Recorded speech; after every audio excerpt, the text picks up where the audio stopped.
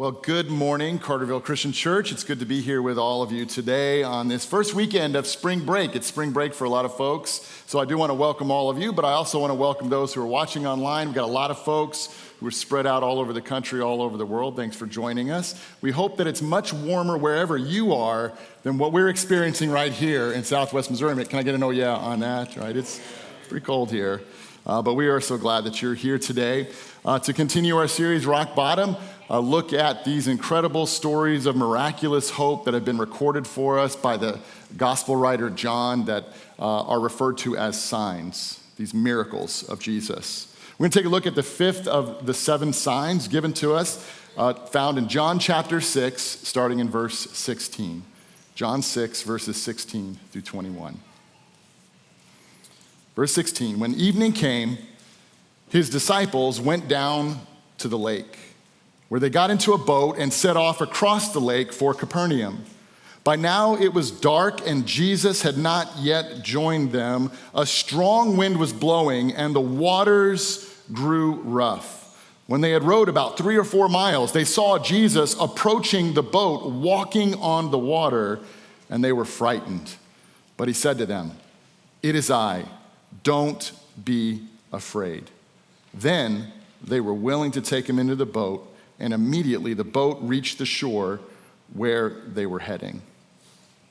So this series, Rock Bottom, sort of reminds me of a story that I've told about a time that my wife and I were at this conference down at this really nice hotel resort on the beach in Florida. It's a really nice place, and we're at this conference, and the place is so nice that they were actually filming a movie at the time that starred none other than Zac Efron and Dwayne "The Rock" Johnson. How many of you know who The Rock is, right? You know, former pro wrestler, now famous actor. They were actually there. Zac Efron, Dwayne "The Rock" Johnson. We could see all these scenes being filmed, kind of behind the scenes, watching it all up close and personal. And let me just tell you, The Rock, he lives up to his name. He's a massively humongous individual. So it was kind of cool to see him up close throughout this time. Well, if by chance The Rock had walked by me and I had, in a moment of courage, given him a pat on the backside, like, "Good job, Rock. Keep it up, Rock. You're doing a great job." Like if I did that, then you know what that means, right? That means I would have truly hit rock bottom. So you can blame my son for that joke. He's right over here. That's all his. Of course, the rock bottom moments that we're talking about today and throughout this series are quite different. They are those moments in life, in our everyday life, when we find ourselves overwhelmed by feelings of hopelessness and uncertainty, when we have questions that we don't have answers to, when we feel the weight of despair or discouragement, when we don't know what to do next or where to turn.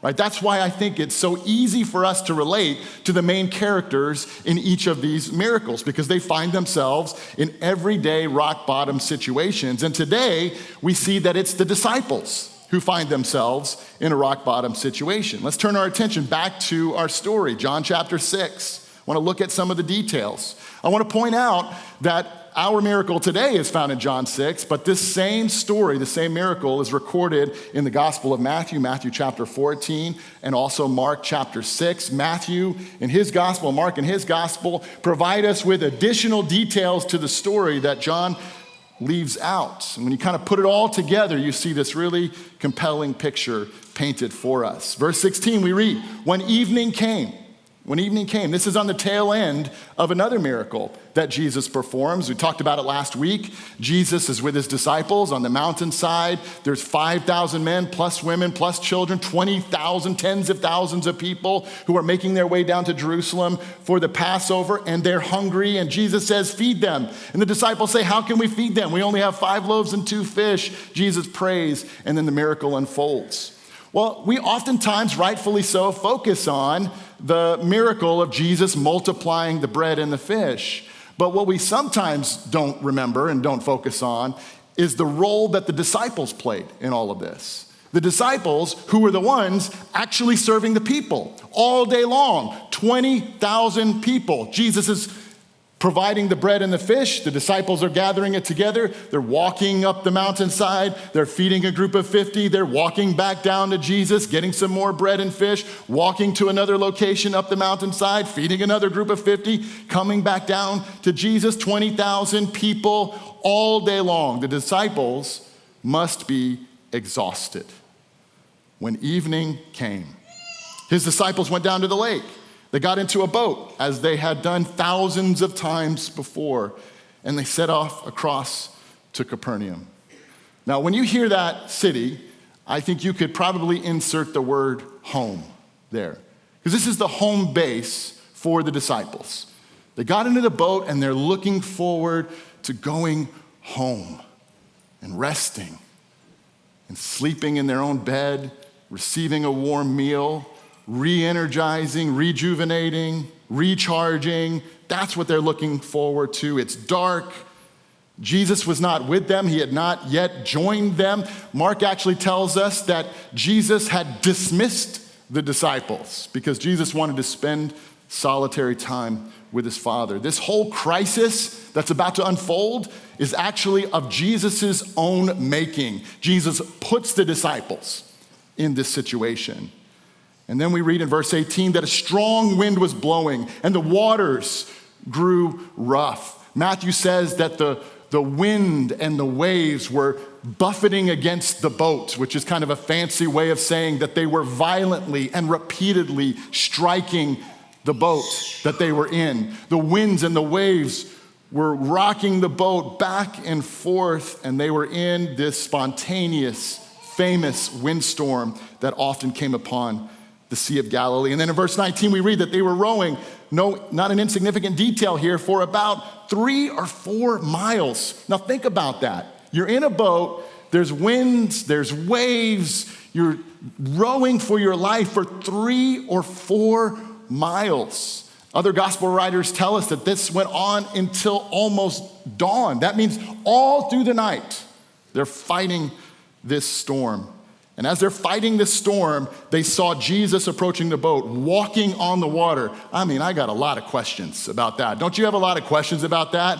Well, when we get to heaven, we can ask Jesus all about it, right? All we know right now is he's walking on the water, right? This sea, this restless entity that no man can control, this is a theme found throughout the Bible, right? That nobody can control it, but Jesus can not only calm the storm with his words, but he can walk upon it, and they were frightened. Other gospel writer tells us that the reason they were frightened is because they thought it was a ghost that was walking their direction. But he said to them, "It is I, don't be afraid." In the Greek, it's ego eimi, which when translated is literally translated as, I am. Doesn't that sound familiar? I am. Whom should I say is sending me? Tell them I am is sending you. I am. This is a moment that Jesus is revealing his divinity to the disciples. I am. Don't be afraid, or literally, do not continue being afraid, for I am is with you. Then, at that moment, they were willing to take him into the boat, and immediately the boat reached the shore where they were heading. Now, a lot happens between verses 20 and 21. You got to go into Matthew's gospel to read about it. Between verses 20 and 21, it is I, don't be afraid. Peter, you remember this, right? Replies and says, if it is you, tell me to get out of the boat and walk towards you, upon which Peter does. He walks on the water. He begins to become afraid again. He plummets into the water. Lord, save me. Jesus lifts him up out of the water, and then they were willing to take him into the boat, and the boat reached the shore where they were heading. It's an incredible moment, incredible story. I try to imagine what it would have been like to be in that boat, to be one of those disciples, in that storm, on that sea, in the middle of the night, how terrifying that must have been. As I imagine myself in that boat, I'm pretty sure if I were in that boat, I would be hanging over the edge, throwing up into the Sea of Galilee. That's where I would be. Anybody with me on that? That's where because I suffer with motion sickness. How many of you struggle with motion sickness? Okay, I definitely do. I would love to like roller coasters a little. I really would. I'm not afraid of heights. I'm not afraid of mechanical failures or anything like that. It looks like a blast. I mean, it looks so much fun to ride a roller coaster, but if I ride a roller coaster, I'm done for the rest of the day. I'm sick for the rest of the day. I can't even hardly look at a roller coaster without getting nauseous in my stomach. Or you're in a car and there's hills, got to sit in the front seat. Can't be in the back. I grew up on the beach. I love the beach. I love everything about the beach, the ocean, except being on top of it. I don't like that part of it. My senior year, our senior year field trip was a deep sea fishing excursion. That's what we got to do. So big boats, the whole senior class fills up these boats. They take us out to the deep parts of the ocean. Doesn't that sound lovely? Doesn't that sound wonderful? It was terrible. I threw up the entire way out, and then I passed out, and I slept the entire way back. That was my senior year field trip. Motion sickness is a real thing. The disciples find themselves experiencing some serious motion sickness. And I think all of us, from time to time in our lives, maybe even right now in your life, experience motion sickness. When the stable ground beneath our feet begins to shift and to change, it doesn't even necessarily need to be anything bad. We think we've got things under control. We've got more answers than questions. We think everything is heading in the way that it should head, and then something changes. And we feel that panic, and we start rowing, trying to hold on for dear life. A lot of different ways that we experience motion sickness. Listen, I have 4 kids. 2 of them, my 2 oldest, they're getting married this summer, 6 weeks apart. Yeah, I know, right? Motion sickness, right? It's a wonderful thing, but seriously, right? Or you go to the doctor's office and you expect a clean bill of health and you get a less than perfect report. Taxes are due. Did you know that? Taxes are due pretty soon. You do your taxes and the bill is a little bit higher than you can afford. The medical bills, the credit card statements have a few too many zeros at the end. You worry. You worry about the future of your children, your marriage. You find yourself at work overcome by insecurity and frustrations. Maybe you struggle with loneliness, even when you're in the middle of a crowd. Your addiction, you think you've got it under control one day, but then the next day it rises up within you. Your favorite team doesn't make it into March Madness, right? Motion sickness. All reasons we experience it in our everyday life. When uncertainty produces anxiety and dread and fear. Well, whenever we experience motion sickness, I think Jesus in this miracle teaches us 2 important lessons. Lesson number one. Jesus invites us to invite his presence into our anxious moments. Jesus invites us to invite his presence into our anxious moments, into our moments of anxiety and fear and dread. Now, in this video that you see up on the screen, this is a modern day video of the Sea of Galilee. Somebody stood on the shore and just filmed a windstorm coming upon the Sea of Galilee. And as you look at this video, you can see in the backdrop, you can see the hills that surround the Sea of Galilee, which contributes to these spontaneous windstorms. The cold wind coming from the Mediterranean Sea barrels up over those hills and then drops down suddenly, unexpectedly upon the Sea of Galilee. Even experienced fishermen like Peter and James and John could not predict one of these windstorms coming upon them. Now, as you see this storm and as you kind of hear that wind in the background, as loud, as intense as it might sound to us here in this room, you have to try to imagine that you're not standing on the shore like this gentleman is, but you're in the middle of the sea, in the middle of the night, pitch black darkness. There is no help, there is no radio, there's no Coast Guard, there's no hope. It's an anxious moment for the disciples, to say the least. And right in the middle of the storm, right in the middle of the waves, right in the middle of the wind, Jesus engages the disciples in a rather meaningful conversation. Now, do you know people who just don't know how to read the room? You know what I'm talking, you know that expression? Like they don't have a sense of context, you know? So you gotta remember, Jesus is engaging the disciples in conversation while the wind is still howling, while the waves are still crashing against the boat, while he's standing on water. Jesus talks to the disciples, right? They're still afraid for their lives. They're still terrified. They're still unsure of what's going to happen next. But this is what I believe John wants us to focus on.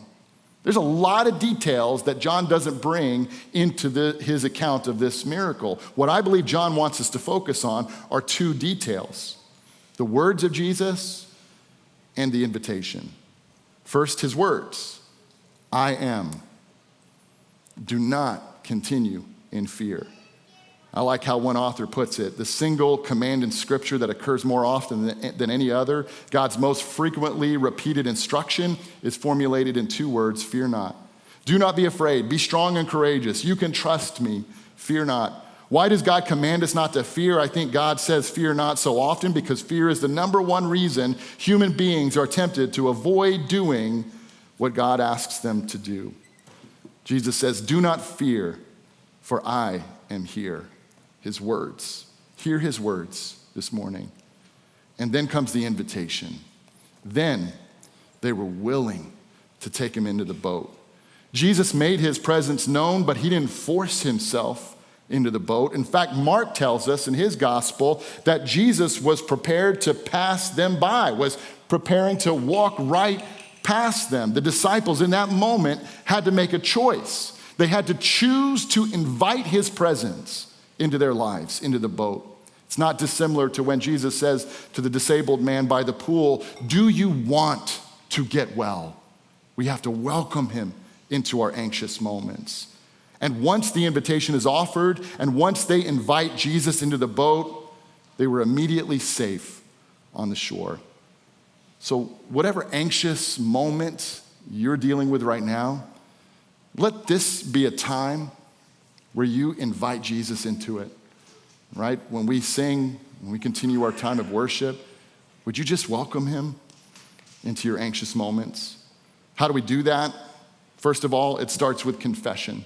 It starts with an admittance that we're anxious, that we're nervous, that we're afraid, that we're at a loss for answers.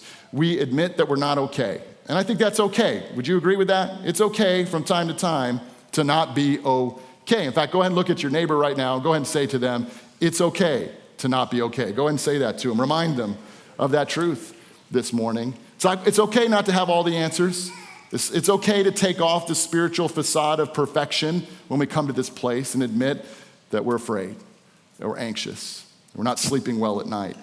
It starts with honesty. It starts with confession. It continues with community because anxiety and fear looks to isolate, but the Holy Spirit compels us to come together, especially in times of anxiousness. It continues with community to encourage one another all the more as we see the day approaching. Starts with confession, continues with community. It is sustained through his word. Jesus speaks into the lives of the disciples. It is I, don't be afraid. How does Jesus do that to us? It's through his word. In his word, we hear him saying in so many different ways, I am.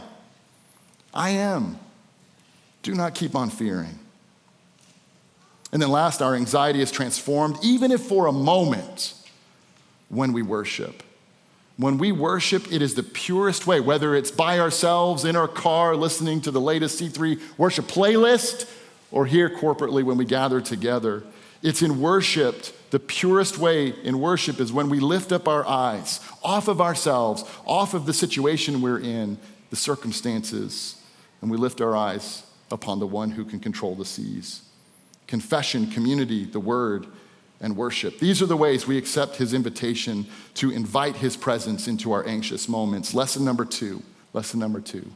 Jesus presents us with a picture of eternal peace, a picture of eternal peace that is only found in him. Now, here's what I love about the miracles in John's gospel. They are intended to communicate to us on at least two different levels, what I'll call the now level and the not yet level. On one level, Jesus very much is addressing an immediate need. There's a problem, there's a crisis, there's an issue, and there's no issue, no struggle, no pain, no difficulty too small that Jesus doesn't care about it. He cares about the situation at the wedding. He cares about the hunger of the 20,000 people making their way down to Jerusalem. He cares about those who are sick and blind, and he cares about those who've experienced grief over the loss of a loved one. Jesus has compassion for those who are in need, in the moment, right now. Whatever you're struggling with, Jesus cares about it. He knows about it, and he has compassion and gentleness and kindness to offer us right now. However, it would be a mistake to leave it at this level of immediate need. After all, there's a reason John calls the miracles of Jesus signs, because these miracles are pointing to something with greater significance, meaning, and purpose, something eternal. Because the reality is this: every person Jesus healed got sick again. Every person that Jesus raised from the dead eventually died again. Every jar that Jesus filled got empty again, and every storm that Jesus calmed became a storm again. The immediate need became a need again at some later point in time.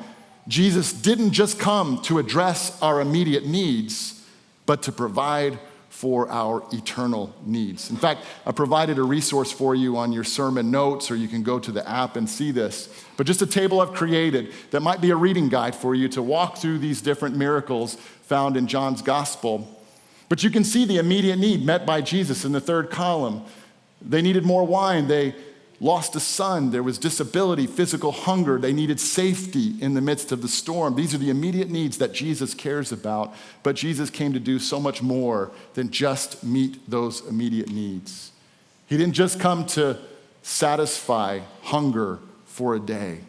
Because we even know in John chapter 6 that right after Jesus walks on water, the people are hungry again, and they're looking for Jesus for more bread. It's as if Jesus is saying, why do you settle for bread when you can have bread, eternal bread, the bread of life?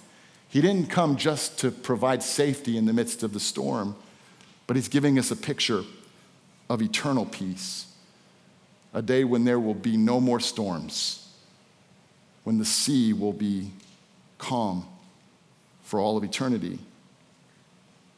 John actually describes this for us in the book of Revelation, chapter 4. After this, I looked, and there before me was a door standing open in heaven, and the voice I had first heard speaking to me like a trumpet said, "Come up here, and I will show you what must take place after this." At once I was in the Spirit, and there before me was a throne in heaven with someone sitting on it. From that throne came flashes of lightning, rumbling peals of thunder. And in front of the throne, 7 lamps were blazing. These are the 7 spirits of God. And also in front of the throne, there was what looked like, and here it is, a sea of glass, as clear as crystal. At Ozark, we have a professor named Shane Wood. Dr. Wood wrote a book called Between Two Trees, and kind of its imagery reflecting upon the tree that's found in the Garden of Eden and the tree of life that's found in the book of Revelation. And kind of the premise of the book is that we live in between those two trees. We struggle in between those two trees. Well, he very well could have named the book Between Two Seas. Because in Genesis, in the creation account, we see the Spirit of God hovering over the waters, bringing order out of chaos. But then we sin, and the brokenness of this world stirs the waters up, and the storms of life surround us, and we struggle through those storms, and we invite Jesus into the midst of those storms to give us peace that surpasses all understanding as we struggle through those storms. But even as we experience his peace in the midst of those storms, the storms will still come. The uncertainty will still come. The fear, the worry will still pile upon us. We struggle, but one day, when we are in his presence for all of eternity, we will experience a sea of glass, as clear as crystal. peace, eternal peace will be ours. And that's only possible through faith in Jesus Christ. Put your faith in him and experience what the Bible calls a peace that passes human understanding. So let me wrap all of this up today. I tell my students in preaching class that they need to land on one clear, dominant thought, right, to bring everything together. I'm going to break that rule today. I've got two major ideas, two dominant thoughts for us today. Number one, Jesus is inviting us to invite his presence into our anxious moments. So as we get ready to sing in just a moment, would you literally do that? If you're dealing with worry, anxiety right now, if there's something that's consuming your thoughts, keeping you up at night, would you just maybe verbally, literally, out loud, while we're singing, just say, Jesus, I invite you into this anxiousness. Would you do that? Just invite him into whatever it is you're dealing with. Invite him into the boat that you're struggling with. And then number two, Jesus is presenting us with a picture of eternal peace that is only found in him. If you have already put your faith in Jesus, then let this be a time of encouragement and hope for you to be reminded that whatever you're dealing with right now, one day it will cease. The storm will be calmed for all of eternity.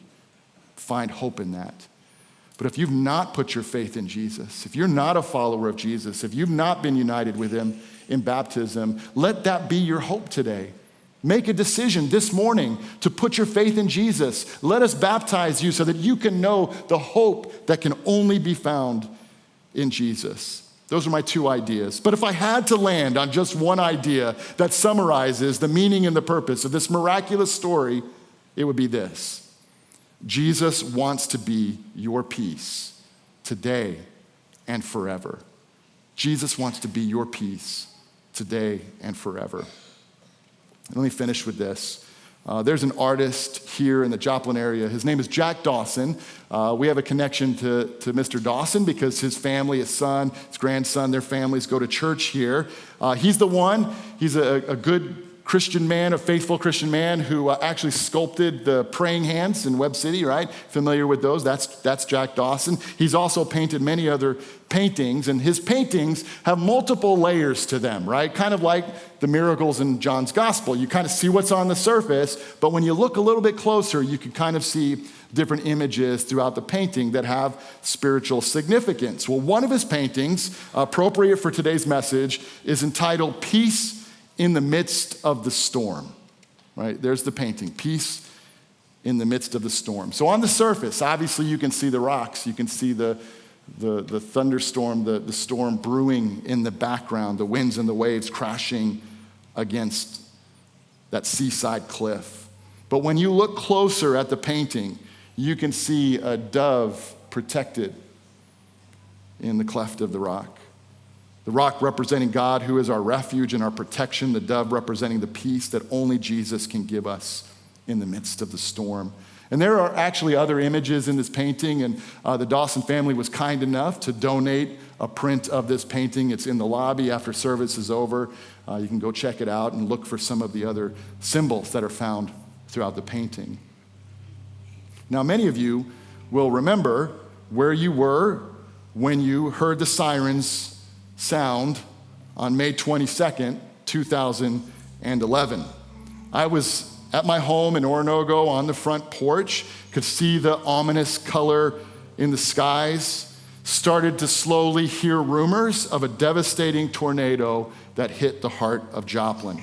Massive EF5 twister, almost a mile wide, winds up to 200 miles per hour, 13 miles of destruction. 8,000 homes were lost, and 161 lives were lost. There were several families affected in our church family, as well as at the college where I work. One of those families was our librarian at the time, John Hunter. John is the brother of our very own Miss Joyce. He writes, in the telling of the story, he writes this. He says that he and his wife and his granddaughter had just sat down for hot biscuits that day when they heard the sirens. They went into the bathroom. They huddled in the bathtub, and then it started.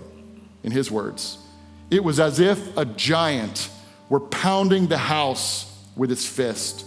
The swirling wind caused the entire house to shake and start to fall apart. The roof soon disappeared, throwing ceiling sheetrock and 2x4s on top of my head. The blown-in insulation and broken glass filled our hair and eyes. Then the large hail pummeled the nightlights out of us. Once that subsided, I cleared enough debris to open the bathroom door, which was now our front door. And though the house was completely destroyed all around them, John and his family were miraculously kept safe. Now, as you can see in the picture, if you look very closely, you can see one wall standing in their house with one painting preserved on that one wall. That one painting, that single painting that still hung on the wall, was Jack Dawson's Peace in the Midst of the Storm. Friends, listen. Jesus wants to provide us his peace today and forever.